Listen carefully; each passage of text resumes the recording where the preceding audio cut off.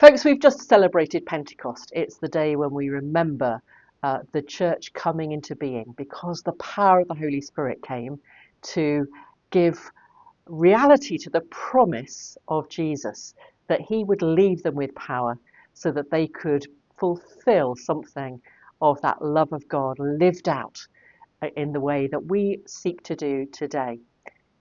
Centuries on from then, we are now seeking to live and tell the story of Jesus through the power of the Holy Spirit. But in each generation, we have to tell that anew, and we know that it's been a challenge. Let's face it, we're in a world that has lots of questions and doubts and fears, a lot of anxiety about what the future holds. But you and I are still called to speak of God's love and grace and forgiveness. Well, I'm delighted, brothers and sisters, that we have some opportunity to do that today, not just because we follow in the footsteps of those early disciples, but because we have been given some opportunity to reverse something of the decline that we've been experiencing. Let's face it, church numbers have been going down, and we know we need to address that in some way. Well, the church at large, the wider church, has shown their confidence in us by partnering with us. And we have heard the good news that having had $1.5 million offered to us earlier in the year, now we have a further 6.2 million coming our way. In order that we can address some of those issues, that we can become a younger, more diverse church, and to be able to fulfill that prayer that we have, to ask God that we might become a bigger church, making a bigger difference. That takes a real sense of courage on our part, but also that confidence on the part of the wider church in sharing with us, in helping us with the financial needs that we have. So I want to invite you and I to share together in the next weeks and months in 3 ways. To be prayerful first and foremost. That's where we saw something of that early church beginning, because they met to pray, to ask for God's promise to be fulfilled, and they saw it in power on that day of Pentecost. We need to pray, brothers and sisters, because we cannot do it on our own. We are asking God to help us to become that bigger church, making the bigger difference, because we're his people seeking to walk in his way. So as you know, I've been inviting you to join with me in reflecting on that passage from Colossians 3, verses 12 to 17. And coming into the autumn, I'm going to be inviting you to join with me online, probably once a month, those of you who are able, in order to think about what God might be saying to us through those words, to really dwell in it.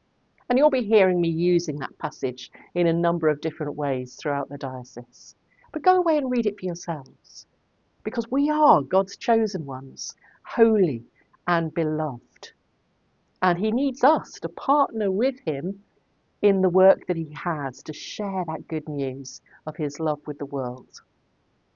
And that's the second thing, folks. We're not just about praying, we're about partnering with God, seeing where God is at work and joining in. It's the Missio Dei, where we see that God has gone before us and we follow. But it's also in partnering with the whole Church of God. They've offered this money from the national church in order to help us. They're showing that confidence in us, and we need to share with them in partnering together.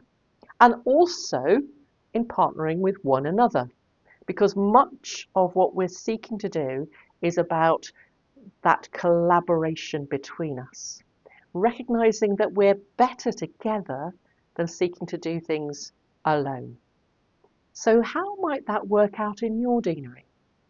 We have opportunities through our Fit for Mission team to discover what God's purpose is for us, to hear what he's saying, to allow his voice to speak, and then to find means through the partnership of the support services at St James's House and through one another across our deaneries and the diocese, to work that out and to offer our gifts to each other and to share collaboratively together in the mission and ministry of God.